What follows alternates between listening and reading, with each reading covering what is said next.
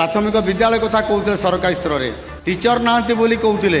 वास्तव में गत सरकार समय टीचर नथिले गोटे गोटे विद्यालय जड़े लेखा भी शिक्षक नथिले शिक्षा सहायक माध्यम विद्यालय चलीथिला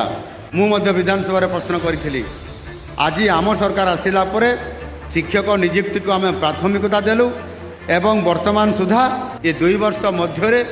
26,615 शिक्षक एवं अणशिक्षक कर्मचारी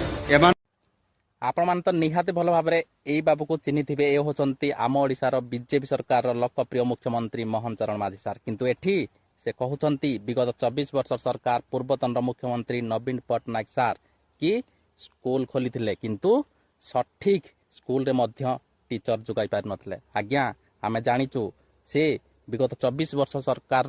मुख्यमंत्री केवल ओडिशार मुख्यमंत्री नथिले भारत वर्षर प्रत्येक राज्यर नंबर 1 मुख्यमंत्री थिले। ता सहित से शिक्षा व्यवस्था को एमिति डेवलपमेंट करथिले कि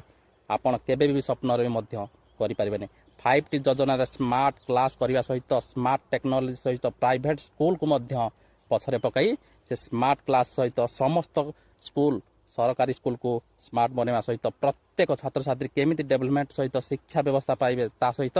बहुत टीचर को मध्य सुजोग देते।